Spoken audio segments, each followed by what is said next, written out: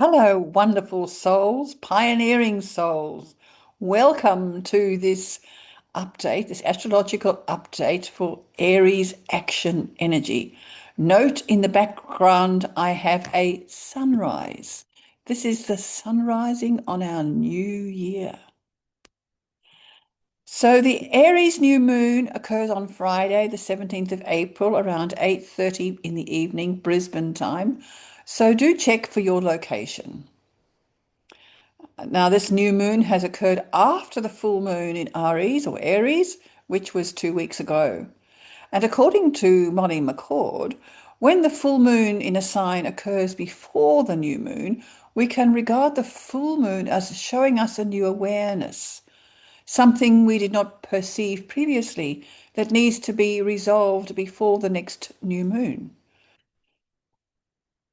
And the full moon reveals more of what we are designed to feel, our vulnerabilities and our humanness. So the energy around us is encouraging us to feel in our hearts. There's lots of other energy as well, but feel rather than just rely on our brains and our rational thinking. Understand that the moon reflects our emotions and how we feel. And this new moon, there's an extraordinary lineup of 7 planets in Aries right now, all sparking each other's energy. Aries is a pioneering energy, an action energy, sovereignty, courage, independence. It can spur you into action. Expect lots to be happening, some good, perhaps some not so good. It's helpful to think before you act. So these are predominantly cardinal fire energies moving in new directions, really encouraging you to start something new. Do remember that it's not what happens so much as how you respond. Aries energy may stimulate you to respond immediately, this instinctive reaction, and we often do this, to whatever poked you. But remember to take a deep breath into the belly, pause, and then respond in a sensible way. Also, how you feel, to acknowledging your feeling, but also not just instinctively this time. So, going back 2 weeks, if the full moon has shown us new awarenesses, there's lots for us to do with this new moon, with these 7 planets in Aries. And most of us would not expect to see this line up again in our lifetimes. In the previous week, faster moving Mercury and Mars joining with Neptune have created news that may or may not be truthful or of any real value, or it could be fear-mongering, or it could be sensational stuff. Neptune is the planet of illusion. Mercury is the messenger spreading all the gossip. Mars, in its own sign, has given it all energy. It's a bit like hot air. Another interpretation is that Neptune also dissolves energy and softens the impact of what might have been more difficult to manage. I encourage you to check your personal chart and find out where Aries is in your chart so you can understand how best to harness this energy. We have an opportunity here to really make a difference in our world with this energy concentration. On the 16th of April, that's today that I'm recording this, the sun is in Aries conjunct Chiron, the wounded healer. And this is a time to be aware of wounds that might be just lurking under the surface of your awareness, allowing you to address them and to heal. The next day, on the 17th of April, which is tomorrow, my time, the sun and moon is in conjunction, and it is traditionally the time to plant a new seed. But this time you're planting a seed thought with a much longer term, at least a year, if not longer. Normally it's a month. We plant a new seed every month, a new project every month, or whatever. But this time, this is Aries. This is the 0 point of the horoscope of the chart. And this is the beginning. And Aries is the start point of so many things. For me, this is my new year and the time for those New Year resolutions to be implemented using the energetic thrust of Mars energy to kickstart the new projects. Do you have New Year resolutions left over from January that somehow you never managed to begin? Well, no, this is the time to make them happen. So get into it. What have you wanted to do but not yet found the courage to take the necessary action? Be very clear about your intentions and act now. You need to have the end goal in mind, not necessarily how you might get there. Your higher self, the universe, God, Allah, Buddha, whatever you call that other energy you can't touch, will automatically guide you through the correct sequence of steps to take you to that goal. Just keep your focus. What are your goals for the week, for the month, for the year, or for the longer term? What are your goals for the next 5 years? Write them down or create a vision board. I'm going to share a vision board if I can this time around. Let me see where I can share. Here we are. No, that's not the vision board I want to share. This one. So this is a vision board I did many, many years ago, and you will do your own. You know, I've got myself living in a nice place. I've got myself being exercised and doing lots of things. I have a little dog, but believe it or not, there's a little dog that comes from next door that comes in, looks just like this one. Well, I like border collies as well. Who knows? I love horses. Uh, what's in your vision board? That's more important.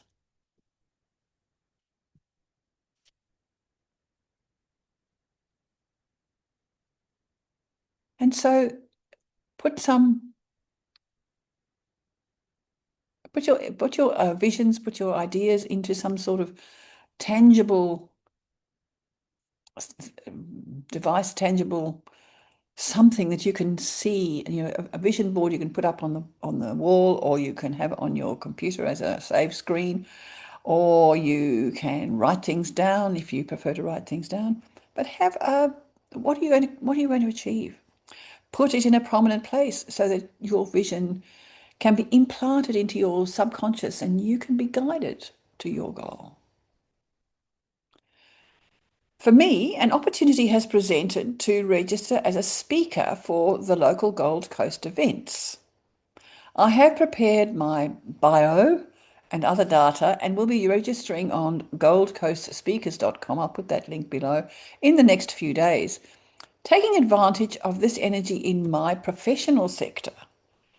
Love to share with others how astrology can guide and help people in their personal journeys. And know that astrology charts are also constructed for businesses and can be very helpful in that department also. So if I've helped you in any of the videos you've seen, or if you've had a personal consultation with me, I'd love you to write me a short testimonial or a referral that I can put up with this bio. And if you know anybody who's interested in a speaker for an event on the Gold Coast talking about astrology, let me know as well. Please message me with your information and support at evelyn@karma.com.au. I'll put that in the notes as well. Thank you. On the 19th of April, Mars joins Saturn in Aries, a strong and difficult energy combination. Mars is about action, as I said before, and Saturn is about discipline, focus. It can work really well together. Or your Mars can rebel against the constraints and cause trouble. Or Saturn can be so constrained that you feel you can't act. But this can be a great time to start your projects. There's both structure and drive to support good progress. I suggest that you arrange your activities into a structure that will honor both energies and attain your goal. And the experience I've had in my own personal chart is for those few days, and this happens from time to time when you've got a Mars-Saturn connection, I work really hard on whatever project I have on the table. And it's tough and it's tiring and it's exhausting, but it usually gets good results because it doesn't last, it's not a long-term connection. And in this particular connection, Pluto, the planet of transformation, is sextile. It's a really supportive energy to both Mars and Saturn, providing extra transformational energy for the project. It's like being able to ride with that energy of an amazing wave. How can you use that energy wisely to your advantage? But being to your advantage does not mean it cannot also benefit others. And in fact, if your project has a beneficial outcome for others, is even more likely to succeed big time, particularly with Pluto there. Pluto is the big picture and the people. I perceive myself as a messenger, gathering wisdom from other astrologers who spend more time researching than I ever will. I'm not a researcher. And having gathered information, I like to think that I can provide you with some practical suggestions about how best to use that energy for yourself. The message at this time from most of them is to expect much uncertainty and difficulties until the end of April, when the very assertive energy is likely to subside and we will have a few weeks of relative calm. But look, we are not fortune tellers, and energy keeps changing and shifting depending on what energy we are putting out. So the more better, the more good energy, the more love energy we put out, the more likely we are to have positive and supportive and uplifting outcomes. And if you feel overwhelmed or despondent or, oh, this is all too much for me, just take some time out just to ground yourself. Go walking on the beach if you can, or spend time barefoot on the grass. And don't be stupid and mow the lawn barefoot with a lawnmower. Yes, I've seen that happen. I see that happen quite often around here. People mowing lawns and using whippersnippers without proper foot protection. Slow down. I know energy is going quickly, but slow down. Allow time to attend or to follow a yoga class online, especially one that includes many breathing sequences. I've got a few yoga classes online if you care to check my YouTube channel, Evelyn Douglas.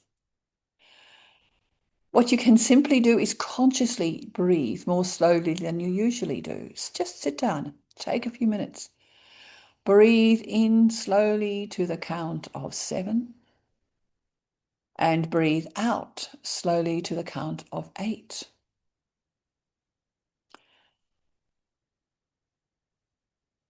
You may also notice a shift in energy around the 27th of April, when Uranus finally moves into Gemini and will remain in that sign and energy for the next 7 years. We will have all the outer planets supporting each other's energy. So there's backdrop for us to really achieve and go forward in humanity's evolution. We will have so much fire and air. Uranus, the planet of sudden surprises and internet activity, in air. Pluto, the planet of transformation, in air. Mind stuff. Saturn, the planet of discipline and structure, in fire. Structure. Neptune, the planet of illusion and dissolution, in fire. What happens when we get fire and air together? Whoop! Can we collectively harness this energy for the betterment of ourselves, our communities, and our planet? What projects are you beginning that can help this process? A few days ago, I went to a performance of the Tao of the Drums. There's no pictures because we weren't allowed to take pictures, and it's a bit too hard. It was a magnificent display of drumming accompanied by amazing gymnastics, colour and light, and softened by the flute and string instruments.